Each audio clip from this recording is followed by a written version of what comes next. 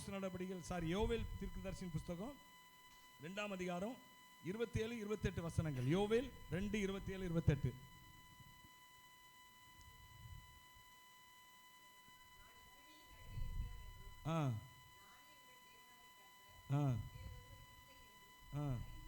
அறிந்து கொள்வீர்கள், என் ஜனங்கள் ஒருபோதும் வெட்கப்பட்டு போவதில்லை. ஊற்றுவேன் சொல்வார்கள், காண்பார்கள். போதும். இதுல பார்க்கிறோம், அவர் சொல்றாரு என் ஜனங்கள் ஒருபோதும். நீங்க அதுக்கு முந்தின 26ஆம் வசனத்தை வாசிங்க. சம்பூர்ணமாய் சாப்பிட்டு திருப்தி அடைந்து உங்களை அதிசயமாய் நடத்தி வந்த உங்கள் தேவனாகிய கர்த்தருடைய நாமத்தை துதிப்பீர்கள், வெட்கப்பட்டு போவதில்லை.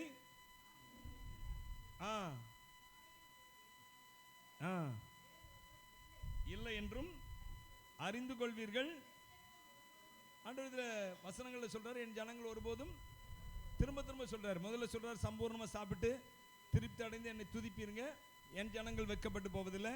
அடுத்து சொல்றாரு, நான் இஸ்ரவேலின் தேவன், நான் அவர்கள் நடுவில் இருக்கிறேன் என்பதை நீங்கள் அறிந்து கொள்வீர்கள், என் ஜனங்கள் என்ன செய்வதில்லை, வெட்கப்பட்டு போவதில்லை என்று சொல்லி சொல்றாரு. இதில் ஆண்டவர் ஒரு நல்ல ஆசீர்வாதமான வார்த்தைகளை சொல்றாரு. கர்த்தர் தீர்க்கதரிசி மூலமா, யோவேல் தீர்க்கதரிசி மூலமாக நீங்க சம்பூர்ணமா சாப்பிடுவீங்க, திருப்தி அடைவீங்க, என்னுடைய நாமத்தை சந்தோஷமா துதிப்பீங்க அப்படிலாம் சொல்றாரு. சொல்லிட்டு அடுத்து சொல்றாரு, நான் இஸ்ரவேலின் தேவன் என்று அறிந்து கொள்வீர்கள். அது மாத்திரமல்ல, இஸ்ரவேலின் தேவனாய் இருக்கிறது மாத்திரமல்ல, நான் உங்கள் நடுவில் இருக்கிற தேவன் என்பதை அறிந்து கொள்வீர்கள். அல்லேலூயா. அப்படிதான், நான் இஸ்ரவேலின் நடுவில் இருக்கிறவர் என்றும் நானே உங்கள் தேவனாகிய கர்த்தர், வேறொருவர் இல்லை என்றும் அறிந்து கொள்வீர்கள் அப்படின்னு சொல்றாரு. நான் உங்கள் அருகில் உங்கள் நடுவில் இருக்கிறேன் என்பதை நீங்கள் அறிந்து கொள்வீர்கள். எனவே என் ஜனங்கள் ஒருபோதும். அப்ப நம்முடைய தேவன் நம்மை வெட்கமில்லாத பாதையில் நம்மை நடத்துகிறவர். அல்லேலூயா. முதல்ல புரிந்து கொள்ளுங்க, நம்ம எப்படி நடத்துகிறார். வெட்கப்பட்டு நின்ற பொழுதிலும், அருமையான சகோதரி இன்னைக்கு சாட்சி சொன்னாங்க, பிரிசிலா சிஸ்டர் சாட்சி சொன்னாங்களா, அவ்வளவு காரியங்களை சொன்னாங்க. ஆனா இப்போ ஒண்ணுமே சொல்லலை, எதுவும் இல்லையே இப்போ இல்ல. பாருங்க, ஒரு சில வேளைகளில் தேவன் நம்மை உருவாக்குவதற்காக நாம் வெட்கப்படுவது போன்ற ஒரு சில காரியங்களை உண்டாக்குறார். அவங்க இந்த இடத்த விட்டு போகும்போது எனக்கு ரொம்ப கஷ்டமா இருந்துச்சு, இப்படி பிரச்சனை இருக்குதுன்னு போறாங்களேன்னு சொல்லி ரொம்ப நான் கஷ்டமா இருந்துச்சு. அவங்களுக்காக ஜெபம் பண்ணேன். அந்த நாட்கள்ல அவங்க தினந்தோறும் பார்க்குறப்பெல்லாம் சொல்லுவாங்க, இந்த மாதிரி அந்த ஆள் அப்படி பண்றாரு இப்படி பண்றாரு அப்படிலாம் சொல்லுவாங்க. ஆனா இப்போ திரும்ப வந்தாங்க பாருங்க, அதுக்கப்புறம் இதுவரை ஒரு கம்ப்ளைண்ட் சொன்ன மாதிரி தெரியல. சொன்னீங்களா சிஸ்டர்? வந்ததுக்கப்புறம் சொன்னீங்களா? இப்போ வந்ததுக்கப்புறம் ஒரு கம்ப்ளைண்ட்டும் சாட்சி தான் சொன்னாங்களே தவிர கம்ப்ளைண்ட் சொல்ல அந்த சகோதரனை குறித்து. நான் எதுக்கு இதை சொல்றேன்னு கேட்டிங்கன்னா, தேவனுடைய ஜனங்கள் ஒரு சில வேளைகளில் நம்மை உருவாக்குவதற்காக தேவன் ஒரு சில வெட்கங்களை, நிந்தனைகளை அனுமதிக்கிறார். அல்லேலூயா. தேவன் நிச்சயமாவே அவர் சொல்றாருல, என் ஜனங்கள் வெட்கப்பட்டு போவதில்லை அப்படின்னா அவர் என்ன சொல்றாரு, என் ஜனங்கள் நிரந்தரமான வெட்கம் என்பது அவர்களுக்கு இல்லை. அப்படிதான், வெட்கப்பட்டு போவதில்லை, வெட்கமே அடையலையா அப்படின்னு கேட்டீங்கன்னா யாராவது எப்படி இருக்கீங்களா? நான் வெட்கப்பட்டிருக்கேன் நிறைய இடங்கள்ல, நிறைய பேர் வெட்கப்பட்டிருக்கிறோம். அப்படிதானே, வெட்கப்பட்டு நின்று இருக்கோம். ஆனா அதுல ஆண்டவர் சொல்றது என்னன்னா, ஒரு சில வேளையில தற்காலிகமா நாம் வெட்கமடைந்தாலும் அது நிரந்தரமான வெட்கம் அல்ல, நிரந்தரமா நாம் கம்பீரமாக தான் இருக்கும். அல்லேலூயா. அவர்கள் மனநோவினால் அலறுவார்கள், என் ஊழியக்காரர்கள் எப்படி இருப்பாங்க, அவர்கள் கம்பீரிப்பார்கள் அப்படிங்கிறாரு. அவர்கள் மனநோவினால் அலறுவார்களாம், என் ஊழியக்காரர் என்ன செய்வாங்க, கம்பீரிப்பார்கள் அப்படின்னு சொல்லி கர்த்தர் சொல்றாரு தீர்க்கதரிசி மூலமா. அதே போல நமக்கு கம்பீரம், வெட்கம் என்பது நமக்கு நிரந்தரம் அல்ல, கம்பீரம் என்பது நமக்கு நிரந்தரம். என் புலம்பலை ஆனந்த களிப்பாக மாற பண்ணினீர். அல்லேலூயா. மகிழ்ச்சி என்னும் கட்டினால் என்ன செய்தீர், இடை கட்டினீர் அப்படிங்கிறாரு. என்னை மகிழ்ச்சி என்னும் கட்டினால் இடை கட்டினீர். கட்டு அப்படின்னா ஏற்கனவே சொல்லியிருக்கேன், கட்டு என்பது என்னன்னா பிசாசினால் கட்டப்பட்டிருந்தா விடுவிக்க முடியாதபடிக்கு பெரிய பிரச்சனை. அப்போ இந்த கட்டு, மகிழ்ச்சி கட்டுனா என்னது, அதை எந்த மனுஷனாலும் என்ன செய்ய முடியாது, அவிழ்க்க முடியாது. அந்த மகிழ்ச்சியை ஒருவனால என்ன செய்ய முடியாது, எடுத்து போட முடியாது. ஆண்டவர் சொல்றாருலாம், எனக்கு ஊழியம் செய்கிறவனுக்கும், மல்கியா தீர்க்கதரிசி புத்தகத்தில் 3ஆம் அதிகாரத்தில் கடைசி பகுதியில் சொல்றாரு, எனக்கு ஊழியம் செய்கிறவனுக்கும் எனக்கு ஊழியம் செய்யாதவனுக்கும் உள்ள வித்தியாசத்தை அந்நாளிலே காண்பீர்கள். அல்லேலூயா.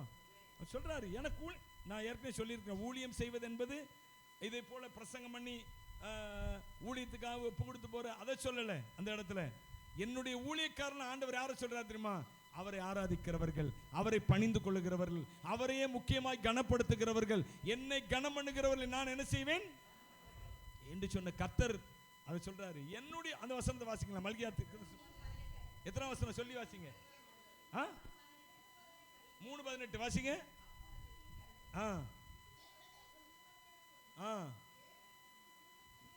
நீதிமானுக்கும் துன்மார்க்கனும், பாத்தீங்களா? நான் சொன்னேன்ல, நீதிமானுக்கும். நீதிமான் யாரு? நீதிமான் யாரு? குறிப்பா இரத்தத்தால் கழுவப்பட்டவர்கள். இயேசு கிறிஸ்துவின் நாம் இரத்தத்தால் கழுவப்பட்ட ஜனங்கள் தான் இங்க இருக்கிறோம். யாருக்கா அதுல சந்தேகம் இருக்குதா? சந்தேகம் இருக்குதா? இல்லை. இயேசுவின் இரத்தத்தை நாம் என்ன செய்திருக்கிறோம்? விசுவாசித்திருக்கிறோம். அதுதான் இரத்தத்தால் கழுவப்படுதல். அப்போ அதுதான் நீதிமான். அவர் சொல்றாரு, நான் நீதிமானுக்கும் துன்மார்க்கனுக்கும், தேவனுக்கு ஊழியம் செய்கிறவனுக்கும் ஊழியம் செய்யாதவனுக்கும் உள்ள வித்தியாசத்தை நீங்க திரும்பவும் காண்பீர்கள். ஏற்கனவே காண்பித்தேன், திரும்ப என்ன செய்வீங்க? நீங்க காண்பீர்கள் அப்படிங்கிறார். நான் நினைக்கிறேன் அந்த மல்கியா தீர்க்கதரிசி புஸ்தகம் பழைய ஏற்பாட்டின் புஸ்தகத்திலே கடைசி புஸ்தகம், அப்படிதானே? இந்த மல்கியா தீர்க்கதரிசன புஸ்தகத்துக்கு அப்புறம் 400 வருஷங்கள் எந்த ஒரு வார்த்தையும் வெளிப்படவே இல்லை. ஹல்லேலூயா. இஸ்ரவேலுக்கு அதுவரை யாரையா ஒருத்தரை அதுவரை கர்த்தர் அனுப்பி கொண்டே இருந்தார் தீர்க்கதரிசிகளை.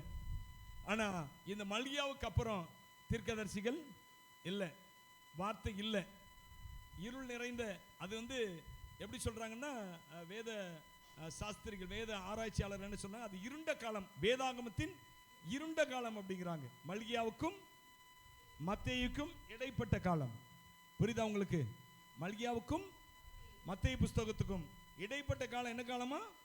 இருண்ட காலம்.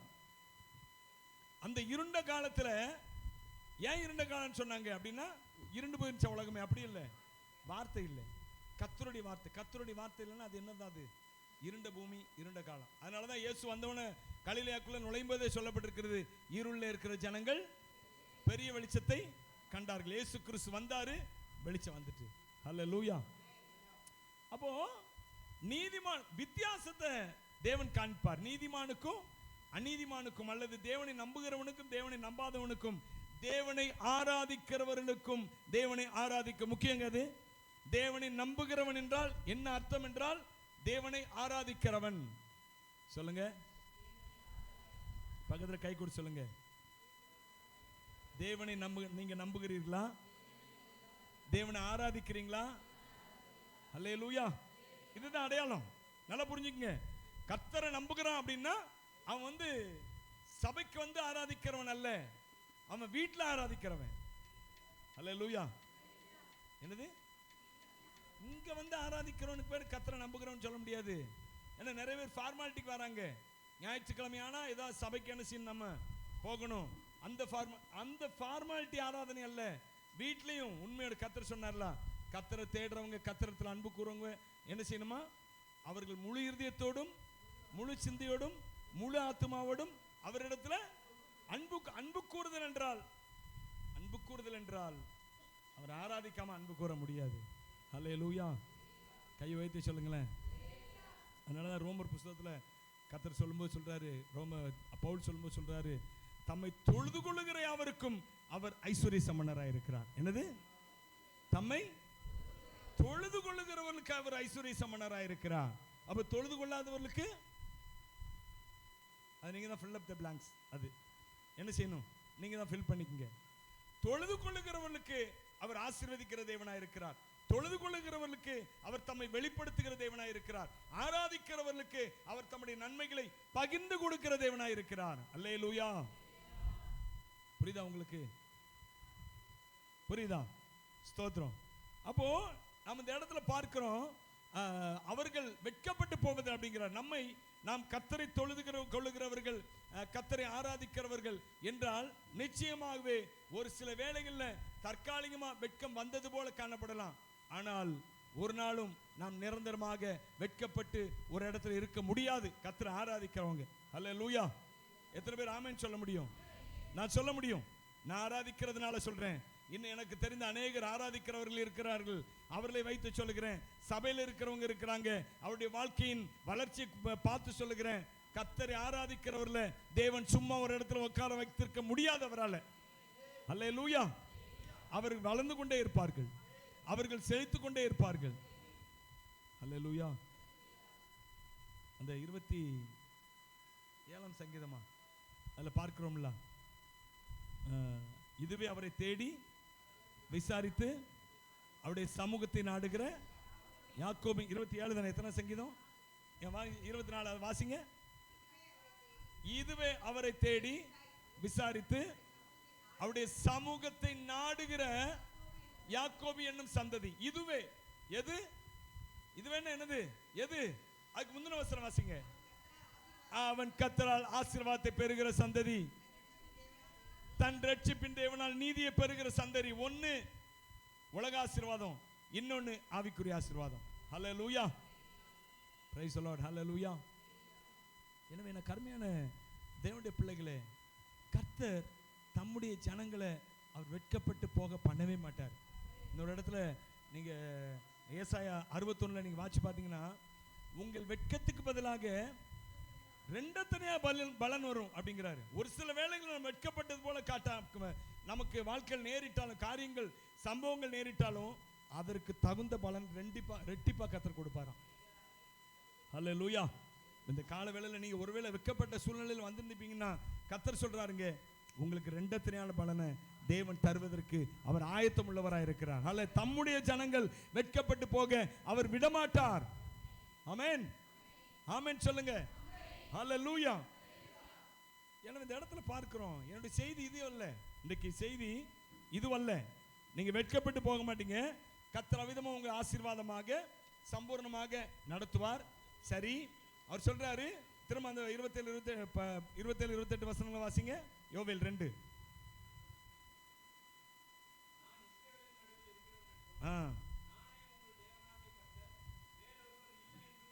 அறிந்து கொள்வீர்கள், என் ஜனங்கள் ஒருபோதும் வெட்கப்பட்டு போவதில்லை சொல்றாரு கர்த்தர். சொல்லிட்டு என் ஜனங்களை நான் ஆசீர்வதிப்பேன், சம்பூர்ணமாக்குவேன், திருப்தி அடைவார்கள், சந்தோஷமா என் நாமத்தை துதிப்பார்கள், எல்லாம் சொல்லிட்டு நான் அவங்க நடுவில் இருக்கிறேன் என்பதை அறிந்து கொள்வார்கள். நான் தான் அவர்கள் தேவன், நான் அவர்கள் நடுவில் இருக்கிறேன், அவர்களை யாராலும் அசைக்க முடியாது, இதையெல்லாம் செய்வேன், என் ஜனங்கள் வெட்கப்பட்டு போகவே மாட்டாங்க சொல்லிட்டு அடுத்து சொல்றாரு. வாசிங்க அடுத்து 28. அதற்கு பின்பு அவர் சொல்றாரு, அதற்கு பின்பு என்ன செய்வேனா?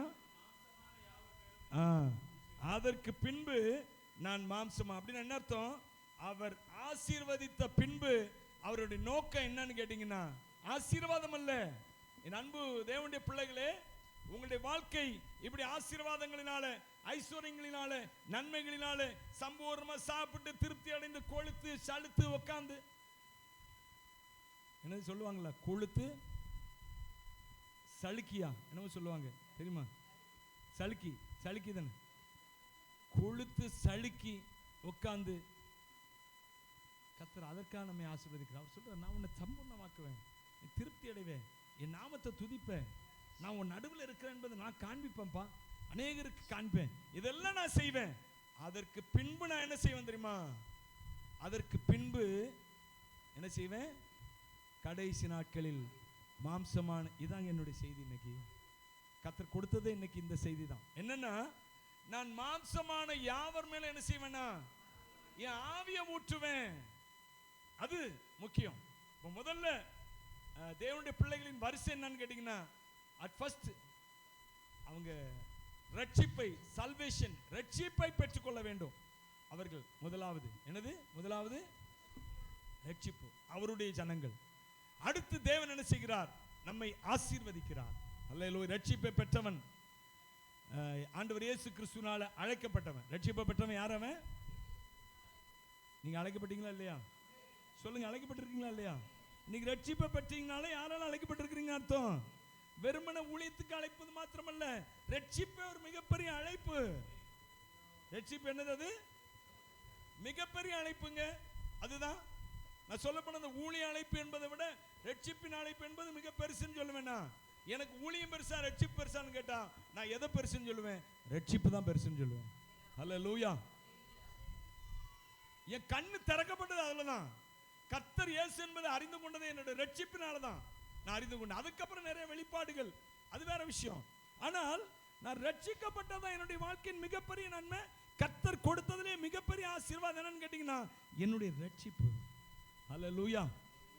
எனவே எனக்கு அன்பான தேவனுடைய பிள்ளை, முதலாவது நாம் ரட்சிக்கப்பட்டவர்களாய் இருக்க வேண்டும் என்று சொல்லி தேவன் விரும்புகிறார். ரட்சிக்கப்பட்ட உடனே கர்த்தர் என் ஜனங்கள் அப்படிங்கிறாரு. யாரு நீங்க சொல்லுங்க, சத்தமா சொல்லுங்களேன். சந்தேகமா இருக்கிறவங்க சொல்லுங்க பாப்போம். சந்தேகம் இல்லை, நான் கர்த்தருடைய ஜனம் தான் சொல்றவங்க கையை வைத்து ஒரு அலையிலே சொல்லுங்க. ஹல்லேலூயா. அப்போ ரட்சிக்கப்பட்ட ஜனம் இது முக்கியம் அவருக்கு. ஏன்னா ஆண்டவர் அதற்காக தான், ரட்சிப்புக்காக தான் இயேசு கிறிஸ்து சிலுவையில் தன்னுடைய ரத்தத்தை சிந்தினாரு, தன்னுடைய ஜீவனை கொடுத்தாரு. ரட்சிப்புக்காக தான் மனுஷன் ரட்சிக்கப்படும். அந்த இயேசு கிறிஸ்து ரத்தத்தை, அந்த இயேசு கிறிஸ்துவின் ரத்தத்தை விசுவாசிக்கிறவன் தான் என்ன செய்யப்படுகிறான்? ரட்சிக்கப்படுகிறான். எத்தனை பேருக்கு அதுல சந்தேகம் இருக்குது? சந்தேகம் இருக்குதா? இல்லையே. இயேசு கிறிஸ்துவின் ரத்தத்தை யாரெல்லாம் என்னுடைய பாவங்களுக்காக இயேசு ரத்தத்தை சிந்தினார் என்று சொல்லி யாரெல்லாம் நம்புறாங்களோ, நம்பி ஆண்டவரே உங்களுடைய கரத்துல நான் வருகிறேன்னு யாரெல்லாம் அவர் கையில ஒப்பு கொடுக்குறாங்களோ அவங்க தான் ரட்சிக்கப்பட்டவங்க. அப்ப இது நம்முடைய வாழ்க்கையில மிக மிக முக்கியமான காரியம். ஒருவேளை இப்படிப்பட்ட அனுபவத்துக்குள்ள நம்முடைய பாவங்கள் மன்னிக்கப்பட்டது என்ற உணர்வு இல்லாதவர்கள் இந்த காலவேளையில் நீங்க ஒப்பு கொடுத்துருங்க. உங்க பாவங்கள் மன்னிக்கப்பட்டிருக்குதா? எத்தனை பேருக்கு நம்பிக்கை இருக்குது? என்னுடைய பாவங்கள் மன்னிக்கப்பட்டிருக்கு நம்பிக்கை இருக்குதா? அந்த நம்பிக்கை இல்லைன்னா இன்னைக்கு வந்துடணும் நீங்க ஆண்டவருக்குள்ள. புரியுதா? யாராவது அப்படிப்பட்ட நிலைமையில இருப்பீங்கன்னா, என்னுடைய பாவங்கள் மன்னிக்கப்பட்டதா மன்னிக்கப்படவில்லையா அப்படிங்கிற சந்தேகம் இருக்குன்னா இந்த கால வேளையில கர்த்தருக்கு ஒப்பு கொடுத்துரு. ஆண்டவரே என்னுடைய பாவங்களை நீங்க என்ன செய்யுங்க, மன்னிங்க. ஏன்னா இன்றைக்கு நான் மரித்து விட்டேன் என்றால், ரட்சிப்பில்லாம இயேசு கிறிஸ்துனால மன்னிப்பு உண்டாக்கப்படாமல் மரித்து விட்டேன் என்றால் நான் பரலோகத்துக்கு போவது சந்தேகமாயிரும். சபைக்கு ஆயிரம் காலம் வரலாம், ஆயிரம் ஆராதனைக்கு வரலாம் சபைக்கு. ஆனால் ரட்சிப்பு இல்லை என்றால் ஒரு மனுஷன் எங்க தான் போவான்? சபை தான் ஏராளமா இருக்கு, ஏராளமா சபை இருக்கு. ஆனா கர்த்தரை உறுதியா பிடித்து கொண்டவன், எனக்காக இயேசு மரித்தார், என்னுடைய பாவங்களுக்காக மரித்தார் என்ற நிச்சயம் இல்லாதவன் அவன் பரலோகத்துக்கு போக முடியாது. சபைக்கு வந்து பிரயோஜனம் இல்லை. எனவே இந்த காலவேளையில் அப்படி ஒரு நிச்சயம் உங்களுக்குள்ள இல்லைன்னா ஒப்பு கொடுத்துருங்க. சரி, முதல்ல ஆண்டவர் என்ன செய்கிறாரு? ரட்சிக்கிறார் ஒரு மனுஷனை. வானத்தின் கீழே பூமி எங்க மனுஷர்களுக்குள்ளே ரட்சிக்கப்படும்படிக்கு வேற ஒரு நாமம் கட்டளையிடப்படவில்லை. இயேசு கிறிஸ்து நாமம் ரட்சிப்பதற்கென்றே கொடுத்த நாமம் இந்த பூமியில. அவர் தம்முடைய ஜனங்களின் பாவங்களை நீக்கி அவர்களை ரட்சிப்பார் என்பதுதான் இயேசு என்ற வார்த்தைக்கான அர்த்தமே. அவர் தம்முடைய ஜனங்களின் பாவங்களை நீக்கி அவர்களை ரட்சிப்பார். அதுக்கு தான் இயேசு அபிஷேகம் பண்ணிட்டு இந்த பூமிக்கு வந்தார்.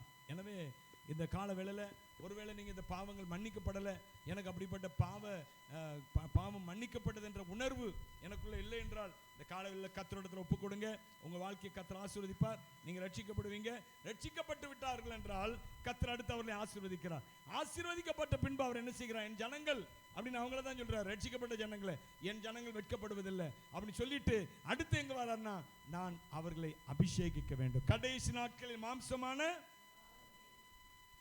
அப்ப இதுல என்ன நோக்க? கடைசி நாட்களில் மாம்சமான யாவர் மேலும் அப்படிங்கறதுல கர்த்தருடைய நோக்கம் என்னன்னு கேட்டீங்கன்னா, இந்த உலகத்தில் இருக்கிற எல்லாரும் அபிஷேகிக்கப்பட வேண்டும் என்பது அவருடைய நோக்கம். அல்லேலூயா. புரியுதா? எத்தனை பேர் புரிஞ்சுது?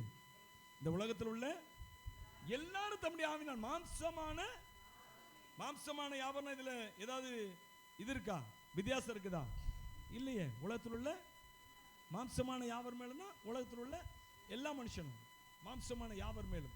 அப்போ எல்லாரும் ரட்சிக்கப்பட வேண்டும், எல்லாரும் தம்முடைய ஆவியினால் நிரப்பப்பட வேண்டும் என்று கர்த்தர் விரும்புகிறார்.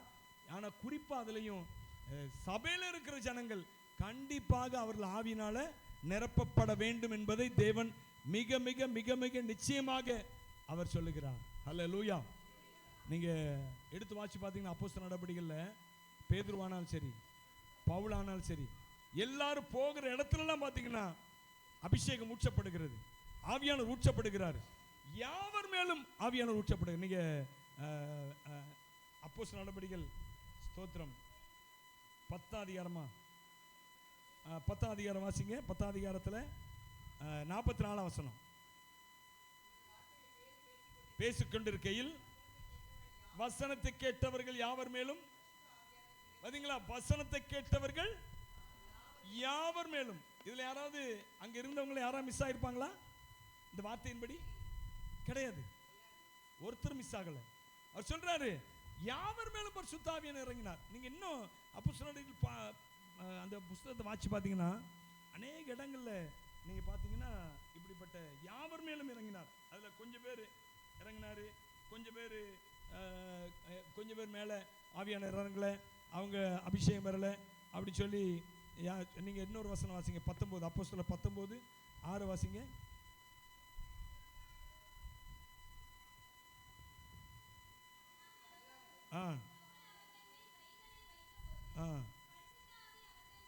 வந்தார், சொன்னார்கள். 12 பேர் அந்த இடத்துல இருந்தாங்க, அவருடைய வார்த்தை கேட்டு இருந்தாங்க. அவர்கள் எல்லாரும் என்ன செய்யப்பட்டாங்க? அபிஷேகிக்கப்பட்டாங்க. அந்த இடத்துல பார்க்கிறோம் கொர்நேலிய வீட்டில். அங்க அவர்கள் கர்த்தருடைய வார்த்தைகளை பேதுரு பேசுகிறாரு, ஆண்டவருடைய வார்த்தையை பேதுரு மூலமா கேட்கிறாங்க. கேட்ட யாவர் மேலும் பரிசுத்த ஆவியானவர் இறங்கினார். கேட்ட யாவர் மேலும் பரிசுத்த. அப்போ தேவன் ஒரு மனுஷனை ரட்சிக்க பண்ணி விட்டாலே அந்த மனுஷன் அபிஷேகம் பெறுவதற்கு தகுதியானவன் ஆகிவிடுகிறான். தகுதியானவன் ஆகிறது வேற, அவன் கண்டிப்பா அபிஷேகப்பட வேண்டும். அல்லேலூயா. நீங்களும் இன்றைக்கு அபிஷேகப்பட வேண்டும், நீங்களும் அந்நிய பாஷை பேசணும் என்று சொல்லி கர்த்தர். யாருக்கும் அவர் தூரமானவர் அல்ல. அல்லேலூயா. வேதத்தில் எந்த இடத்துலையும் அந்நிய பாஷை ஒரு சிலர் பெற்றுக்கொள்ளுகிற பாஷை வரம் என்று சொல்லி சொல்லப்படவே இல்லை. எல்லாரும் என்ன செய்யணும்? அந்நிய பாஷையை பெற்றுக்கொள்ள வேண்டும். அந்த அந்த அந்த கொர்நேலிய வீட்டில் நடந்த அந்த காரியத்தில் பாருங்க, 46 வசனத்தை வாசி பார்த்தீங்கன்னா, 46 வாசிங்க. 10:46 பேதுருவோட கூட வந்திருந்த விருத்த சேதனம் உள்ள விசுவாசிகள் கேட்கும்போது பரிசுத்த ஆவியின் வரம் புற ஜாதிகள் மேலும் பிரமித்தார்கள். புற ஜாதிகள் மேலும் பொழிந்தருளப்பட்டதாம். அவங்க இதுவரை இயேசுவை கேள்விப்படல, ஃபர்ஸ்ட் டைம். அப்பதான் பேதுரு அவங்களுக்கு முன்னாடி பிரசங்கம் பண்ணுகிறாரு. அவங்க அப்பதான் கேள்விப்படுறாங்க. கேள்விப்பட்ட அன்னைக்கு பரிசுத்த ஆவியின் வரத்தை பெற்றுக்கொண்டாங்க. நம்முடைய நிலைமை எப்படி? நம்ம ஆவியானவர் கேள்விப்பட்டு கொண்டே இருக்கிறோம், இயேசு கிறிஸ்துவை கேள்விப்பட்டு கொண்டே இருக்கிறோம், வேதத்தை கையில் வைத்திருக்கிறோம், எல்லாம் நடக்குது.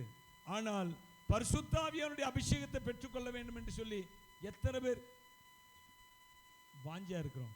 சொல்லுங்க. உங்க வாஞ்சைக்கு தக்கதாக தேவன் உங்களை ஆசீர்வதிப்பாருங்க. ஏன்னா பரிசுத்த ஆவி இந்த காலகட்டத்தின் முக்கியம். பழைய காலங்கள் வேற. நீங்க ஸ்தோத்திரம், அப்போஸ்தலர் நடபடிகள் 17ஆம் அதிகாரம் 30ஆம் வசனத்தை வாசிங்க. 17:30 அப்போஸ்தலர் 17:30. அறியாமை உள்ள காலங்களை தேவன் காணாதவர் போல் இருந்தார், இப்பொழுதோ கட்டளையிட்டு இருக்கிறார். அறியாமை உள்ள காலங்களை தேவன் கடந்த காலம் போச்சுங்க, ஏதோ அறியாம இருந்துட்டோம். இப்ப ஆண்டவர் உங்களை அறிய பண்ணுகிறார். அல்லேலூயா. ஒரு இந்த செய்தி இதற்கு முன்னாடி கேட்டிருக்கீங்களா கேட்கலையோ எனக்கு தெரியாது. ஆனால் நீங்க இப்ப இந்த கேட்கிற செய்தி உங்களுக்கானது. நீங்க அபிஷேகத்தை பெற்றுக்கொள்ள வேண்டும். நீங்க ஆவியானுடைய நிறைவினால் என்ன செய்யப்பட வேண்டும்? நிரப்பப்பட வேண்டும் என்று கர்த்தர் விரும்புகிறார் இந்த காலவேளையில். எனவே இந்த செய்தி மூலமா உங்களோடு பேசிக் கொண்டிருக்கிறார். கரங்களை தட்டி அவரை ஸ்தோத்திரம் பண்ணுவோம். அல்லேலூயா. அப்போ நாம் பெற்றுக்கொண்ட இந்த ரட்சிப்பை காத்துக்கொள்ள, இந்த உலகத்துல நாம தேவனுக்கு பிரியமாய் வாழ, மனுஷனுக்கு பிரியமா வாழ்ந்துடலாம், நல்லவன் என்று சொல்லி பேர் வாங்கி வாழ்ந்துடுறாங்க. உலகத்துல நல்லவன் பேர் சொல்லி வாழ்ந்துடலாம். ஆனால் நல்லவர்கள் எல்லாரும் தேவனுக்கு பிரியமானவர்கள் அல்ல. எத்தனை பேர் ஆமென் சொல்றீங்க? நான் சொல்ற கரெக்ட் தானா? கரெக்ட் தானா? உலகத்துல நல்லவன் சொல்லலாம் அவங்கள, ஆனா நல்லவர்கள் எல்லாரும் தேவனுக்கு பிரியமானவர்கள் அல்ல. இன்னொன்னு சொல்ல போனா, தேவனுக்கு பிரியமானவர்கள் ஒரு சில வேளைகள்ல ஒரு சில கெட்ட செயல்கள் கூட செய்யலாம், ஆனால் தேவனால் ரட்சிக்கப்பட்டவர்கள் என்றால் அவர்கள் தேவனுக்கு பிரியமானவர்கள். எத்தனை பேர் புரிந்து கொண்டீங்க? ஹல்லேலூயா. கொஞ்சம் ஒரு மாதிரி இருக்கும். தேவனுக்கு ரட்சிக்கப்பட்டவங்க ஒரு சில வேளைகளில் தவறான காரியத்தை செய்யலாம். செய்கிறோமா செய்யலையா? எனக்கு யதார்த்தத்துக்கு வரணும். யதார்த்தமா சொல்லுங்களேன். செய்கிறோமா செய்யலையா? செய்கிறோமா செய்யலையா? அப்போ நம்ம ரட்சிக்கப்பட்டோம். அப்போ ஆண்டவர் இந்த காரியத்தை பார்த்தான்னா நம்மளை விலக்கி விட்டுறணும். உடனே அவர் மேற்குக்கும் கிழக்குக்கும் எவ்வளவு தூரமோ அவ்வளவு தூரமாய் நம்முடைய பாவங்களை நம்ம விட்டு தூரமாய் விளக்கினாராம்.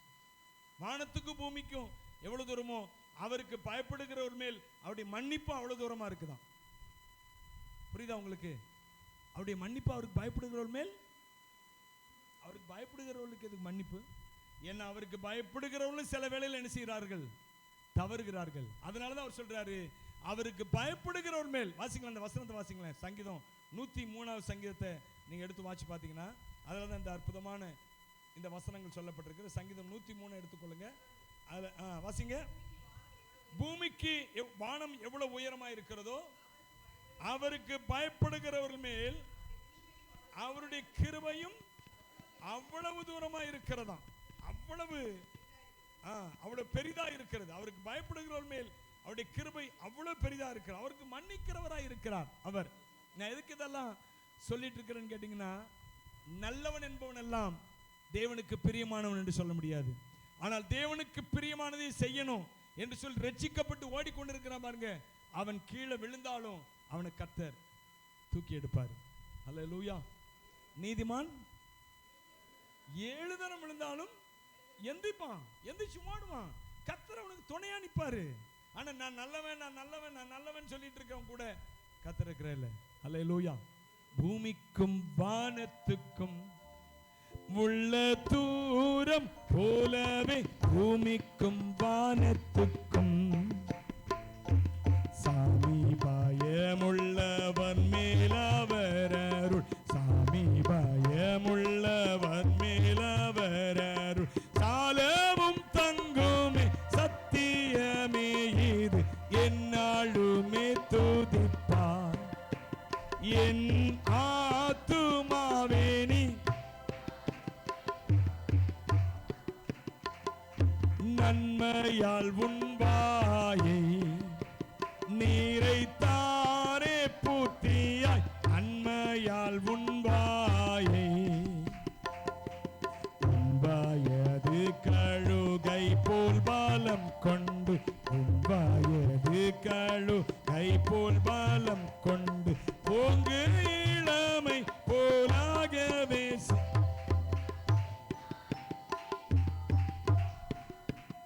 என் ஆத்துமாவே நீ.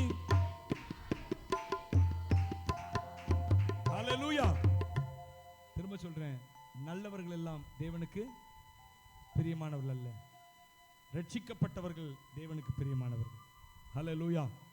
நீங்களும் நானும் ரட்சிக்கப்பட்டிருந்தோம் என்றால் நாம் தேவனுக்கு பிரியமானவர்கள். நாம் தேவனுக்கு சித்தமானதை செய்யணும். அதுக்கு தான் சொல்ல வரேன்.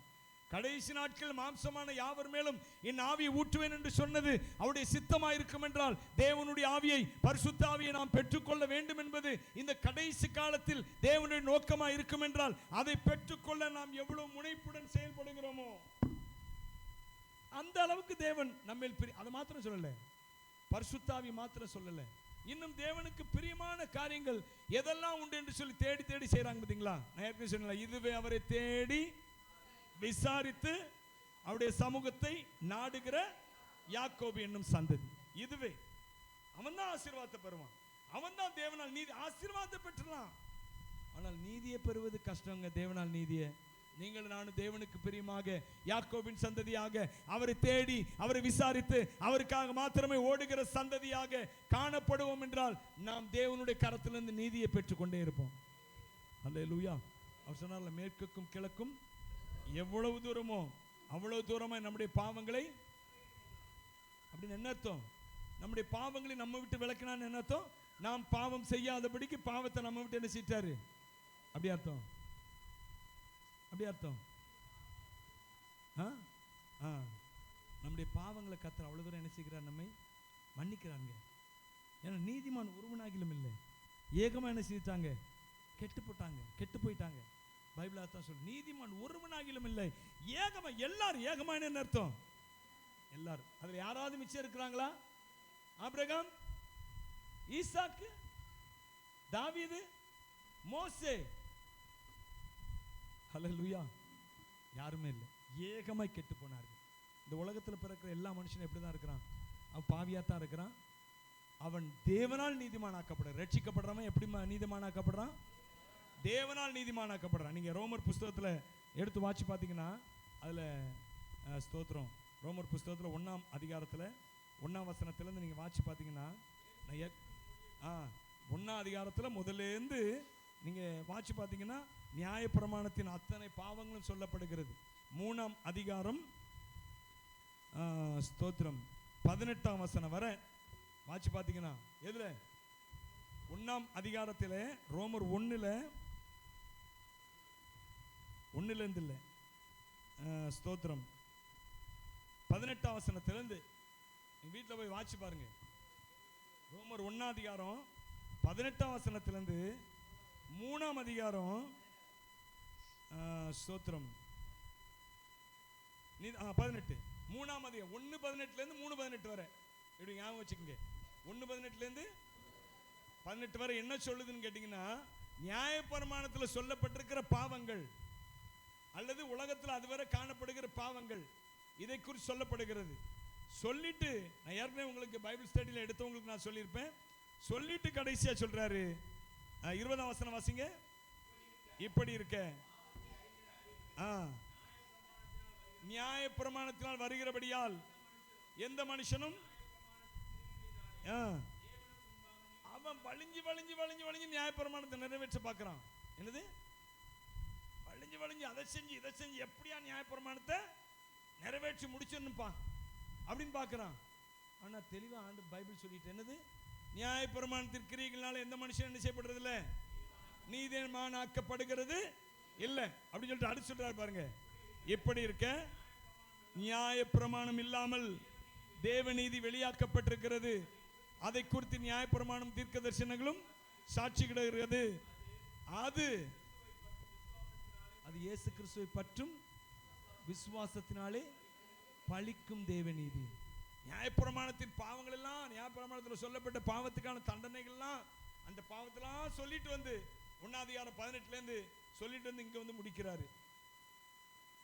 18 இந்த 18 3:18 முடிச்சுன்னு சொல்றாரு, நியாயப்பிரமாணம் ஒரு மணி என்ன செய்கிறது இல்லை, நீதிமானாக்க முடியும். எவ்வளவு வழிஞ்சு வழிஞ்சு அவன் நியாயப்பிரமாணத்தை நிறைவேற்ற முடிஞ்சாலும், இந்த தவறு அந்த தவறு எப்படி சரி பண்ண பார்த்தாலும் அவன் நீதிமானாக்கப்படுகிறதே இல்லை. இப்படி இருக்க நியாயப்பிரமாணம் இல்லாமல் தேவநீதி உங்களை நீதிமானாக்க நியாயப்பிரமாணத்தினால் முடியாது.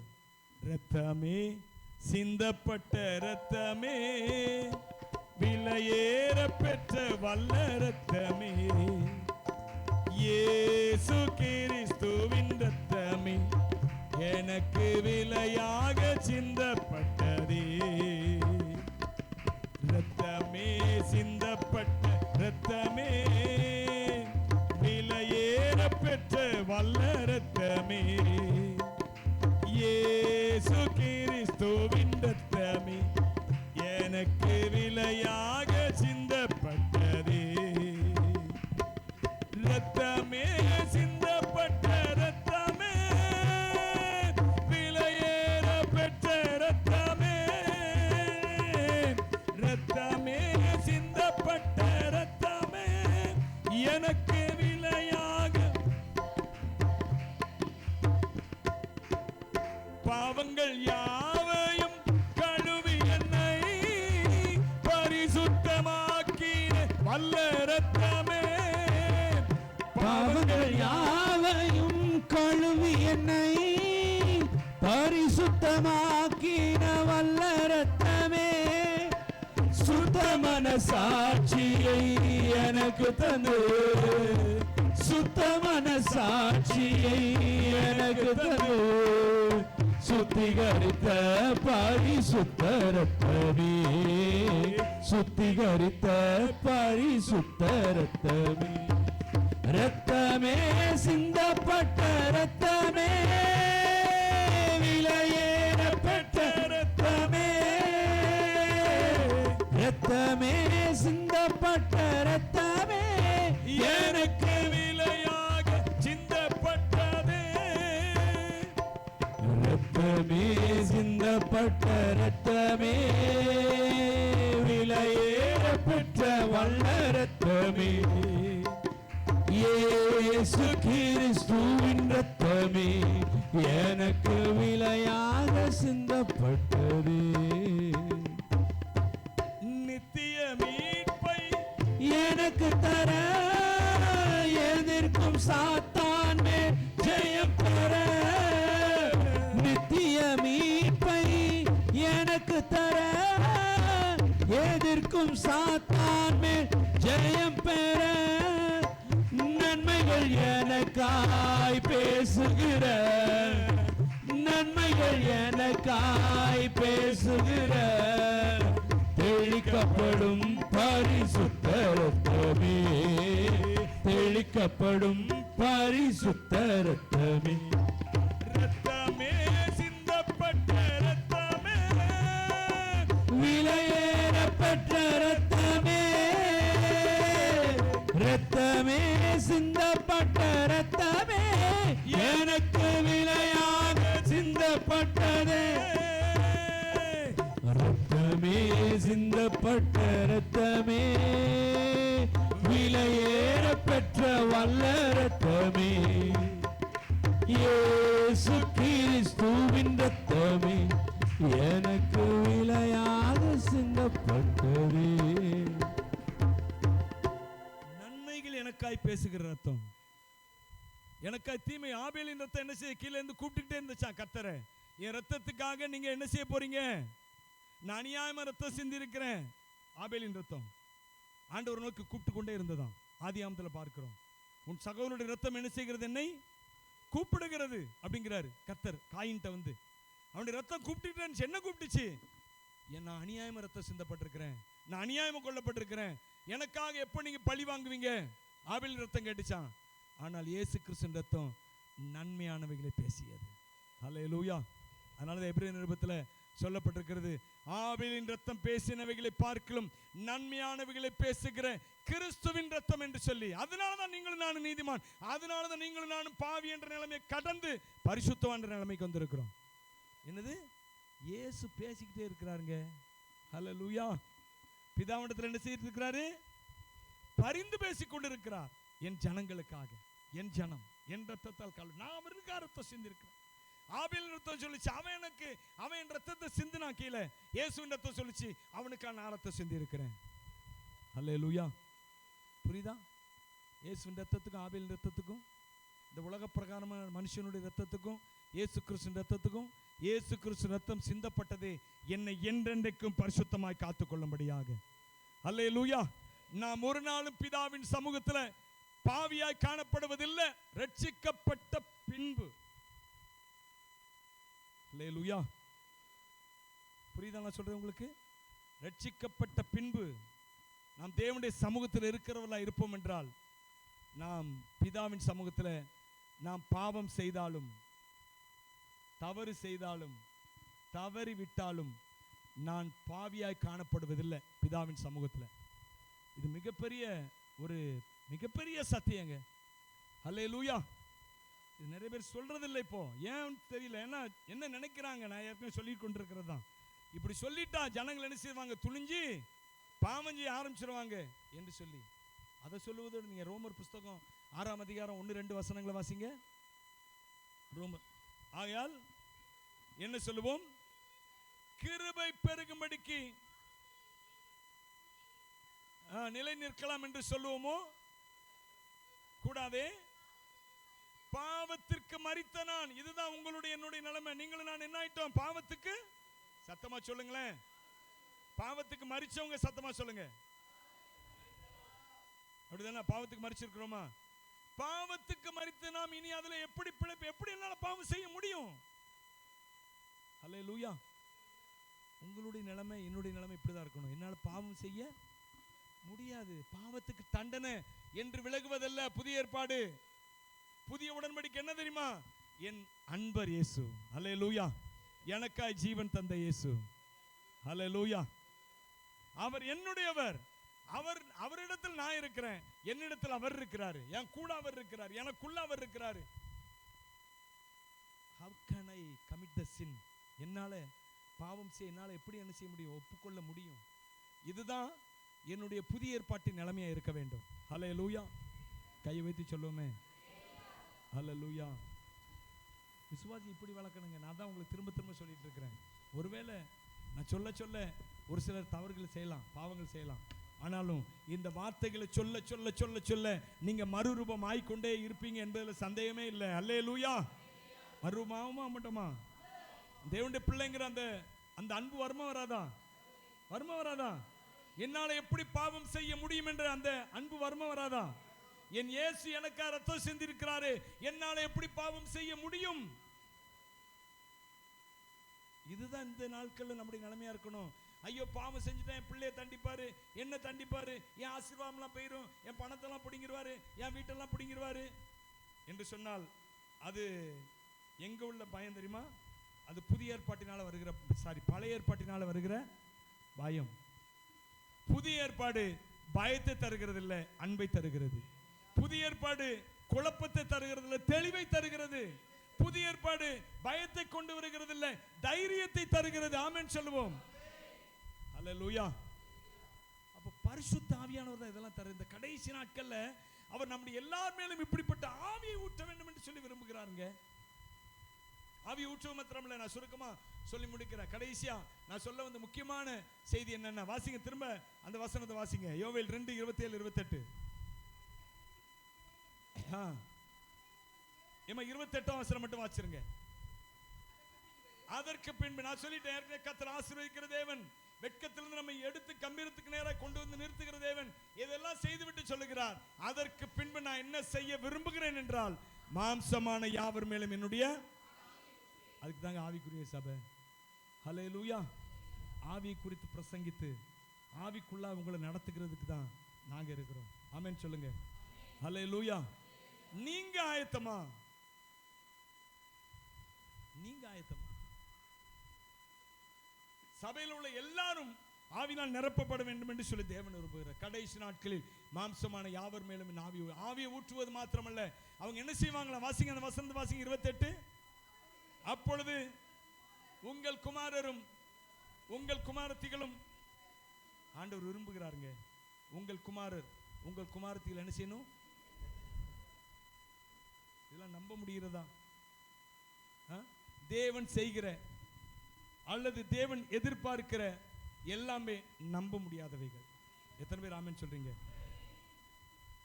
அவர் சிறியவனை புழுதியிலிருந்து எடுத்து எளியவனை என்ன செய்கிறாராம்? நினைத்து பார்க்க முடியாத காரியங்களை செய்கிறார். அவர் சவுல் சாதாரணமான ஒரு ஆளு, ஆனால் அவன் ஆவியினால் நிரப்பப்பட்ட பொழுதோ அவன் என்ன செய்தான்? ஒரு அறிக்கை இஸ்ரவேல் தேசத்துக்கு அனுப்புகிறான். எல்லாரும் பயந்து போய் பின்னாடி வந்தாங்களாம். நீங்க வாசிக்கிறீங்களா? சாமுவேல் புஸ்தகம் 1 சாமுவேல் புஸ்தகத்தில் 11ஆம் அதிகாரத்தில் அந்த சம்பவத்தை குறித்து நாம் பார்க்கிறோம். 1 சாமுவேல் 11ஆம் அதிகாரத்தை எடுத்துக்கொண்டீங்கன்னா அதுல சவுலை குறித்து தேவனுடைய ஆவி அவன் மேல் இறங்கினதினால், நல்லா சொல்லுங்க, தேவனுடைய, சத்தமா சொல்லுங்க, தேவனுடைய ஆவி அவன் மேல் இறங்கினதினால். இன்னும் நிறைய பேர் சத்தத்தை காணோம். தேவனுடைய ஆவி அவன் மேல் இறங்கினதினால்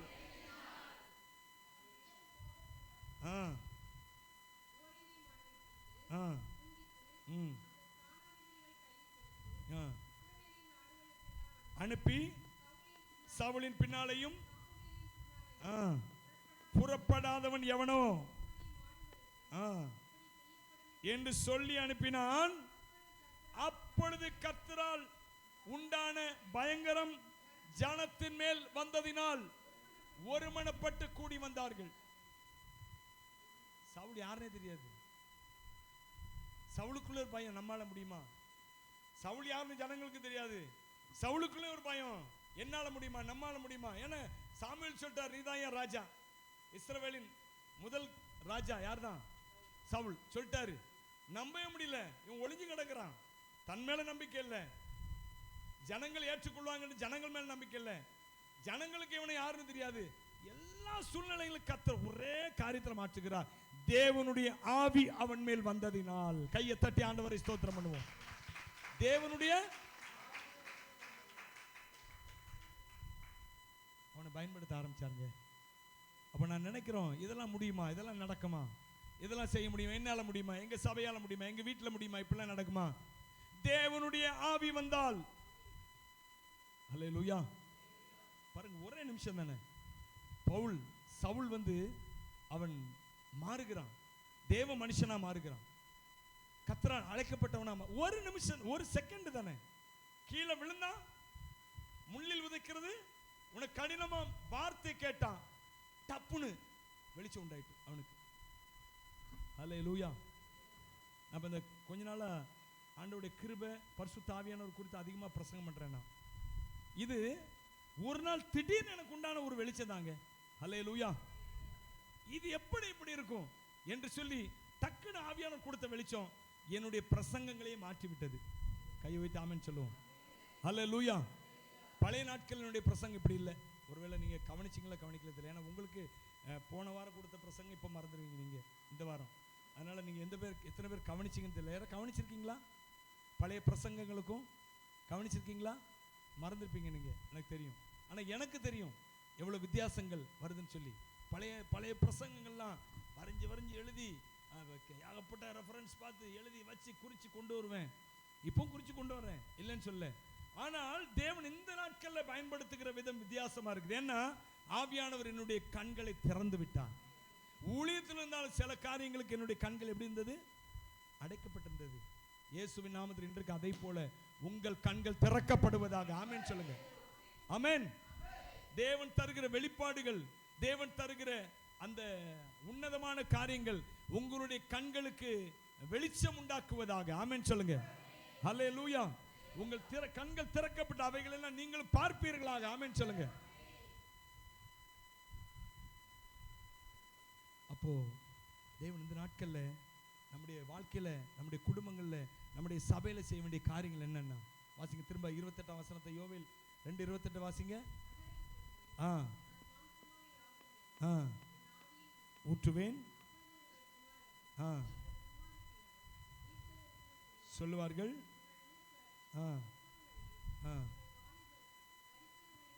காண்பார்கள்.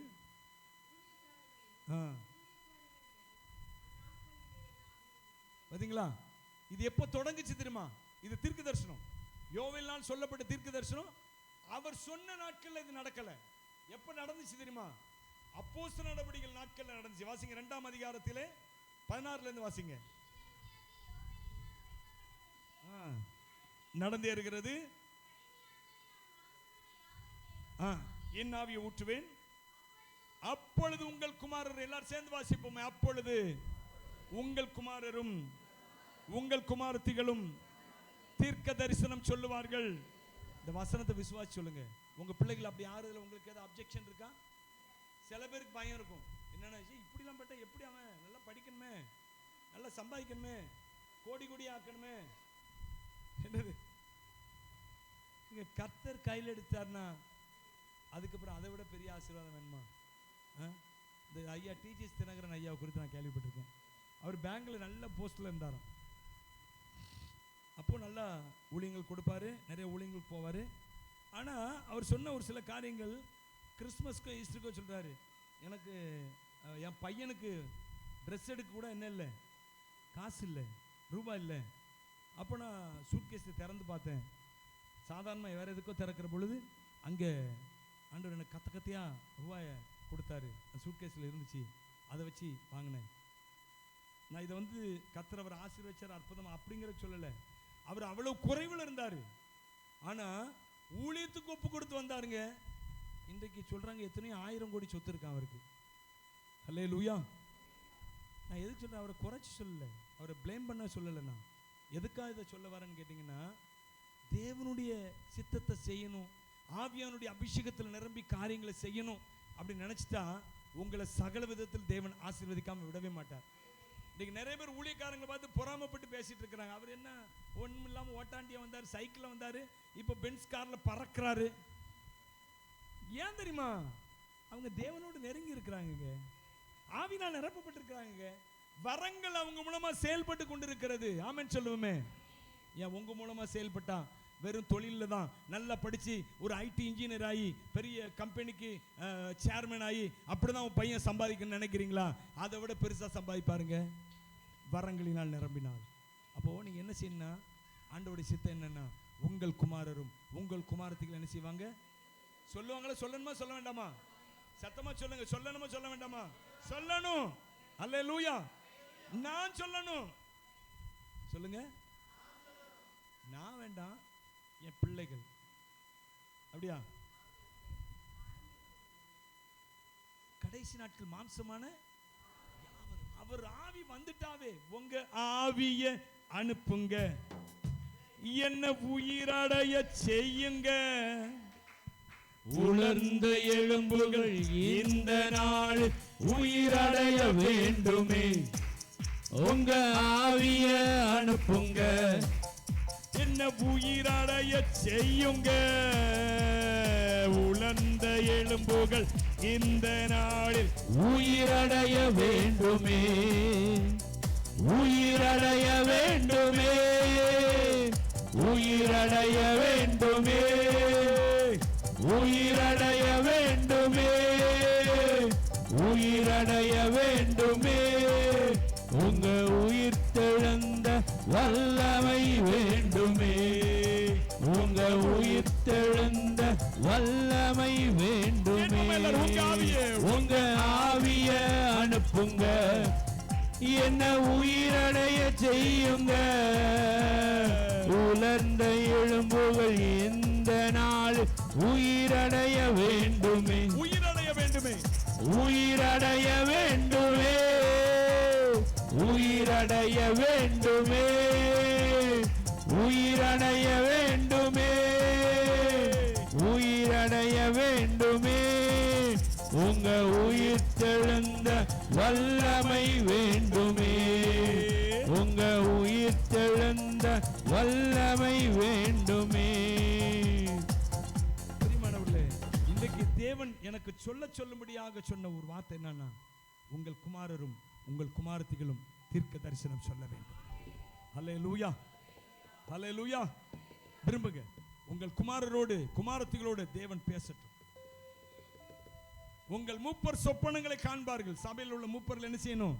காண ஆரம்பிச்சிட்டாங்க. நாங்கள் இந்த ஊழியர்களுக்காக மாதம் ஒரு தடவை கூட்டம் நடத்துகிறோம். அதில் நிறைய பேருக்கு ஆண்டவர் தரிசனத்தில் அநேக காரியங்களை காமிக்கிறார். அப்படிதானே? காண்பிக்கிறார். அநேக வார்த்தைகளை கர்த்தர் கொடுக்கிறார். தெளிவாக கர்த்தர் வார்த்தைகளை கொடுக்கிறார், தரிசனங்களை காண்பிக்கிறாரு. நாம் அந்த பர்பஸ்ல போகும்போது அந்த பர்பஸை தேவன் நிறைவேற்றுவாருங்க. நான் இப்படிதான் என் குடும்பம் இருக்கணும், இப்படிதான் என் பிள்ளை இருக்கணும் அப்படி நினைச்சீங்கன்னா அப்படியே உங்க பர்பஸ் நிறைவேறும். அதிலும் குறிப்பாக ஆவிக்குரிய ரீதியாக என் பிள்ளைகள் இப்படி இருக்கணும், என் குடும்பம் இப்படி இருக்குன்னு நினைச்சா தேவன் அதற்காய் ஓடி வந்து உதவி செய்வார். அல்லேலூயா. ஏன்னா அவருடைய நோக்கமே தான், கடைசி நாட்கள்ல மாம்சமான யாவர் மேலும் நான் இந்த வார்த்தை தான் ஆண்டவர் கொடுத்தாருங்க. நான் இதுக்கு தான் ரட்சிப்பை கொண்டு வந்து, அபிஷேகத்தை கொண்டு வந்து, வரங்களை கொண்டு வந்திருக்கிறேன். முக்கியமா தேவன் கொடுத்தது, உங்கள் குமாரர் உங்கள் குமாரத்துக்கு என்ன செய்யணும்? அவர்கள் தீர்க்க தரிசனம் சொல்லணும். ஆமென் சொல்லுங்க. ஆமென். அதுல பழக்குவீங்க. ஆவிக்குரிய காரியங்களை என்ன செய்யுங்க? நீங்க முதல்ல ஆவிக்குரிய காரியங்களை பழகுங்க. அபிஷேகம் பெற்றவங்க நிறைய பேருக்கு நாங்கள் தினந்தோறும் காலையில் அந்நிய பாஷையில ஜெபம் பண்றோம். அந்நிய பாஷையில ஆவியானவர் கொடுக்கிற அந்த ஜெப குறிப்புகளை ஐத்து ஜெபம் பண்ணுகிறோம். அப்படிதானே? நிறைய பேர் வந்துட்டு இருக்கிறாங்க. அது உண்மையாவே மிக பிரயோஜனமான காரியமா இருக்கிறது. என்னுடைய செய்திகளுக்கெல்லாம் நிறைய வெளிப்பாடுகள் தேவன் இப்போ நிறைய கொடுத்து கொண்டே இருக்கிறார். என்னன்னு கேட்டீங்கன்னா, தினந்தோறும் எல்லாரும் இணைந்து அந்நிய பாஷையில நாங்கள் ஜெபம் பண்ணுகிறோம். 10 நிமிஷம் தான். 10 நிமிஷம் கூடி போனால் 12 நிமிஷம் தான். ஆனால் கர்த்தர் அதில் பலத்த விதமாக கிரியை செய்கிறார். அதில் தெரியாவிட்டாலும் என்னுடைய தனிப்பட்ட ஆவிக்குரிய காரியங்களை நான் அதை உணர்ந்து கொண்டே இருக்கிறேன். எல்லாரும் கூடி அந்த அந்நிய பாஷையில் ஜெபிப்பது எவ்வளவு பெரிய ஆசீர்வாதம் என்பதை உணர்ந்து கொண்டிருக்கிறேன். எனவே இந்த காலவேளையில் கர்த்தருக்கு ஒப்புக் கொடுங்க. ஆவியானவரின் குடும்பத்தை ஆளுகை செய்யட்டும். என் பிள்ளைகளை ஆளுகை செய்யட்டும். என் குமாரர் குமாரத்திகள் தீர்க்க தரிசனம் சொல்லணும். எத்தனை பேர் ஆசைப்படுறீங்க? உண்மையா சொல்றேன், கையை வைத்து காண்பீங்க. ஒருவேளை இப்ப ரட்சிக்கப்படாம இருக்கலாங்க, இப்ப கர்த்தரை குறித்து அதிகமான அறிவு இல்லாம இருக்கலாம். கவலை இல்லை, நீங்க ஒப்புக் கொடுங்க. என் பிள்ளைகளை எப்படி சொல்லணும்? நான் அப்படி ஆகணும், அவன் ஐடி இன்ஜினியர் ஆகணும், அவன் கலெக்டர் ஆகணும், அவன் ஐபிஎஸ் ஆகணும், எல்லாம் இருக்கட்டும். அது செகண்டரி. பிரைமரி ஃபர்ஸ்ட் என்னன்னு கேட்டீங்கன்னா, என்னது? என் பிள்ளை ஆவிக்குரியவனா இருக்கணும், ஆவிக்குரியவளா இருக்கணும். இந்த எண்ணத்தை கொண்டு வாங்குங்க. இந்த நாள்ல இருந்து உங்க எண்ணம் அப்படி மாறட்டும். என் பிள்ளை அப்படி ஆக்கணும், இப்படி ஆக்கணும். அது செகண்ட். ஃபர்ஸ்ட் என்னது? ஆவிக்குரிய.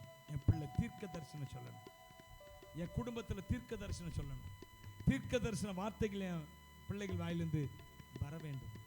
சொல்லுங்க, கர்த்தர் அவிதமாக உங்களை ஆசீர்வதிப்பார். உங்க இருதயத்தின் வாஞ்சியை அவர் நிறைவேற்றுவார். கண்களை மூடி நாம் தேவனை நோக்கி பார்ப்போம்.